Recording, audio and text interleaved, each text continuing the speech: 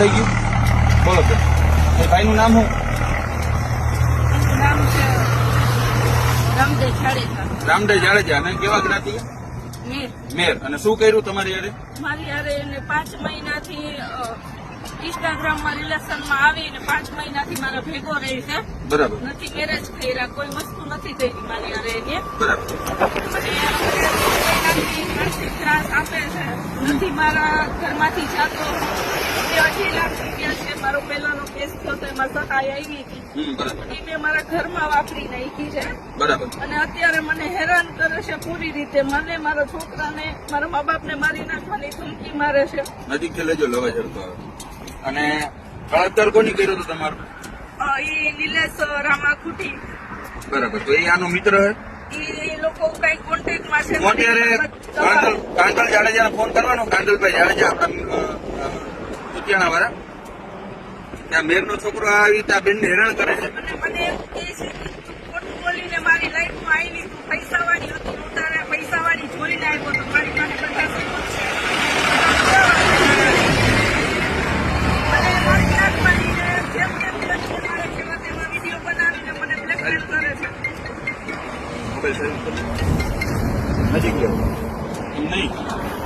આપણે વિડીયો સીધો રાખી. આપણે કાંડલભાઈ જાડેજાને ફોન કરશું કે આવી રીતે તમારા એરિયામાં ઘટના છે અને કોઈ પણ જ્ઞાતિની દીકરી હોય આવી રીતે થાય, સારું ના કહેવાય. પછી કોઈ પણ જ્ઞાતિનો સામે હોય. હવે શું તમારું પગલું શું લેવાનું? મારે હું એની આગળથી છૂટી થાવ તો મને મારી નાખવાની, એની ખારવા, એના છોકરીઓ બાયું બધી કોન્ટેક્ટમાં છે. એના ફોનમાંથી મને ખારવ્યું બધી ધમકી મારે છે. હું ધમકી મારે? તમે નહીં રહેવા દઈએ, પોરબંદરમાં નહીં રહેવા દઈએ, તે મારા રામ ઉપર આવું કર્યું, એવું કર્યું. અને હું પણ મેરેજ કરેલું છું. મારા છૂટાછેડાનો કેસ ચાલુ છે.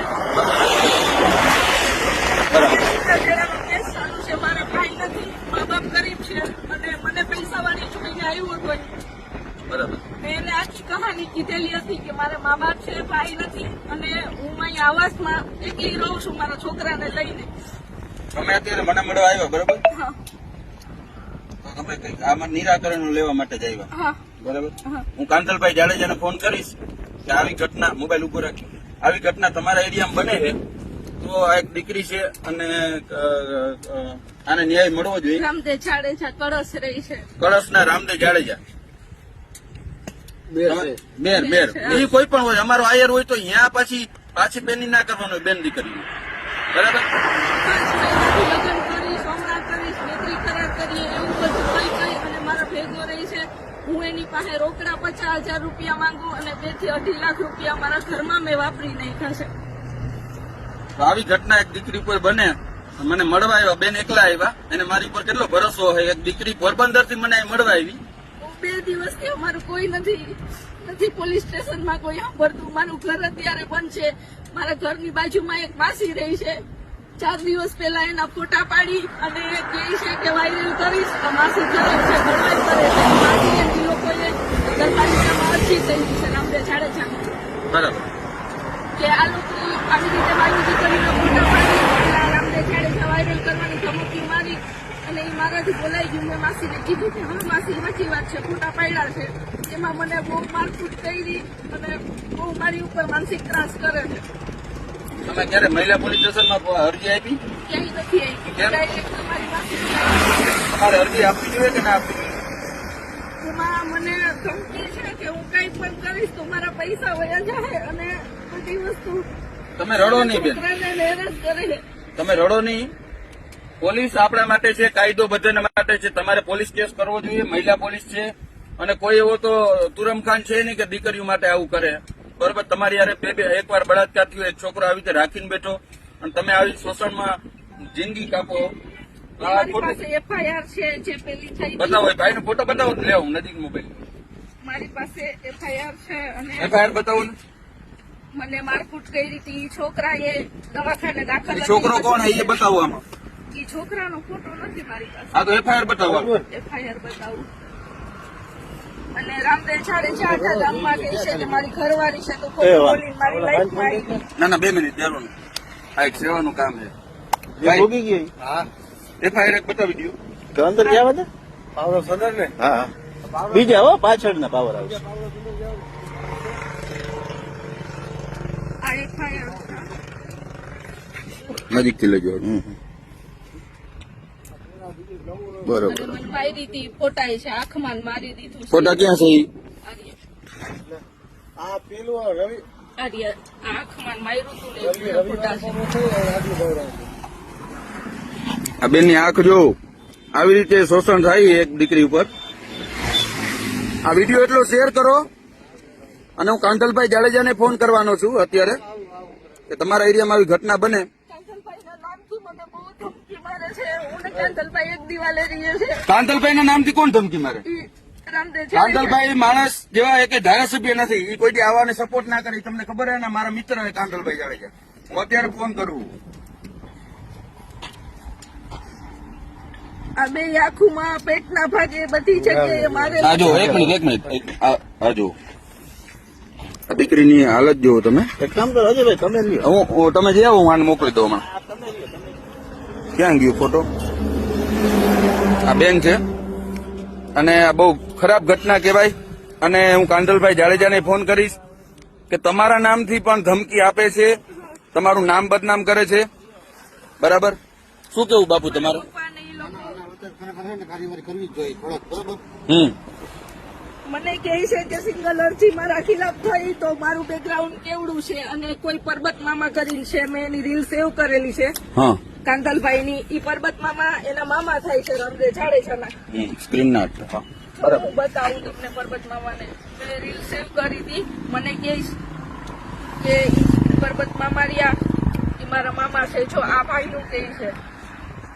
કોણ છે આ ભાઈ? નહીં, ભાઈને આપણે વિડીયો નથી બતાવવા કેમ કે આપણે જેને ખોટી રીતે કોઈ બદનામ નથી કરવું. ના, ઈ એના મામા છે. એને મારી હારે ઈ મારા- પેલા વાત કરેલી છે. મારા વિડીયો તમારામાં છે. હા, ઈ મેં રાખ્યા છે. એમાંથી જ મેં તમારો કોન્ટેક્ટ કોન્ટેક્ટ કર્યો. કર્યો. ઓકે, સાયલેન્ટ કરજો. તો હવે આપણે ફોન કરશું અને તમે મહિલા પોલીસમાં એક અરજી આપી દો એટલે તમારો ન્યાય થાય. બરાબર? તમે કઈ ચિંતા એવી કઈ કરવાની થતી નથી બેન. બરાબર? ગમે એ જ્ઞાતિનો હોય, આ બેન ઉપર બળાત્કાર થયો અને પાછું આ ભાઈ હેરાન કરે. શું નામ એનું? રામદેવ જાડેજા. રામદેવ જાડેજા. રામદેવ જાડેજા મેર. મેર. હા, કળશ. જાડેજા પાછા ઉમાય આવે એટલે હા, જાડેજા દરબારમાં. હા, આ મારો ભાઈબંધ છે એ પછી જાડેજા ઈ મેરમાં આવે. અને બીજા ક્યાં ખૂટી કોણ છે? ઈ તો અંદર હતો 3 મહિના, હમણાં છૂટ્યો હે. લીલેસરામાં ખૂટી. આજે FIR થઈ હતી ને ઈ. બરાબર? તો આના એક વિરુદ્ધ આપણે કડક કાર્યવાહી કરાવવાની છે. અને મને નથી મારા ઘરમાંથી જાતો. મને માનસિક ત્રાસ કેટલા આજુબાજુ આવીને બધાને પૂછી જાઉં. નથી ખાવા દેતો, રાત નથી હોવા દેતો. બાયું છોકરીઓ પાસે ધમકી મારા. કઈ વાંધો નહીં બેન, તમે ચિંતા ના કરો, બરોબર. અમે તમારા ભેગા જ છીએ અમે, બરોબર. કોઈ જાતની કઈ ચિંતા ના કરતા. તમારા પાસે પૈસા છે જે ન કરું ભાડાના પૈસા? પૈસા છે. મને એમ કહે છે કે કાં તું દારૂનો ધંધો ચાલુ કર, કાં તું વ્યાજનું મારા ભેગું કર, કાં તું ખરેખર 15-20 હજાર કમાઈને મને દે તો હું તારા ભેગો રહું. અને મને એવું કહીશ કે તું જેટલું ખોટું બોલી. મેં એને કીધું હું પૈસાવાળી હોત તો હું આવાસના મકાનમાં થોડી ભાડે રહું. અને આમાં ખોટા બીજા કાંધલભાઈ નું નામ ખરાબ કે કરે એના નામથી ધમકી આપે. કાંધલભાઈ જાડેજાનું એવું નામ સારું છે, એનો નામનો દુરુપયોગ થાય છે.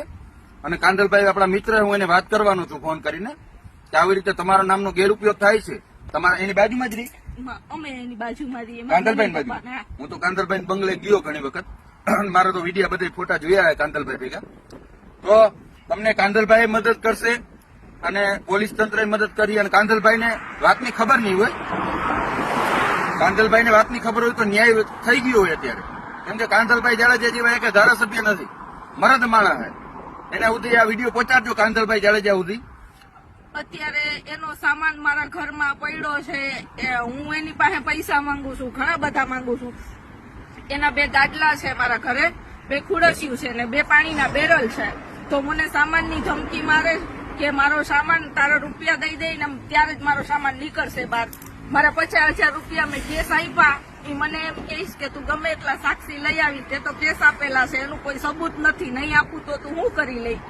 અને એ પૈસા મને જે મારો પહેલો કેસ થયો હતો એમાં સહાય આવી હતી 3-3.5 લાખ રૂપિયા. એમાંથી મેં 2-2.5 લાખ રૂપિયા એમને જ મારા પૈસા વાપરા છે હરેક જગ્યાએ. આ બેન મને પોરબંદર થી દેવભૂમિ દ્વારકામાં મળવા આવ્યા હવે આનો ન્યાય કરો અને હું પોલીસ ફરિયાદ કરાવું અને કાંદલભાઈને ફોન મારે કરું. ન્યાય જોઈએ છે. મારા મા બાપ ગરીબ છે, મારો છોકરો એકલો છે, હું એનું ભરણ પોષણ એકલી પૂરું પાડું મચ્છીના ધંધામાં કામ કરીને, અને મને આ રીતે હેરાન કરે, નથી જાતો, નથી મેરેજ કરતો. શું લાગે હવે તમને આમાં? તકલીફ ત્યાં તમે મારા ભેગા આવો, આવાસમાં જ્યાં રહું ને એ લોકોને સોસાયટી બિલ્ડિંગ વાળાને પૂછો કે મને કેટલી ને શું તકલીફ છે. આજે કેટલા દિવસ પછી પરમ દિવસે એની વાડીએ કળચ ગયો ત્યારે હું બહાર નીકળી હઈ કે મને બહાર નથી નીકળવા દેતો. મારો મોબાઈલ જટી લઈ છે, મને આપણે આનું કોઈને શું ફોન કરવાનું? નથી કરી દેતો. ચાલુ રાખો. શું કરવાનું અહીંથી? એક તો પોલીસ ફરિયાદ કરાવી દે. મહિલા પોલીસ પોલીસ ફરિયાદ કરી. પેલા મહિલા પોલીસમાં આ બેનને ફરિયાદ કરાવી દો અત્યારે, મહિલા 181 અને કાંદલભાઈને ફોન કરું છું અને આગળ શું થાય હું તમને જાણ કરીશ. જય દ્વારકા.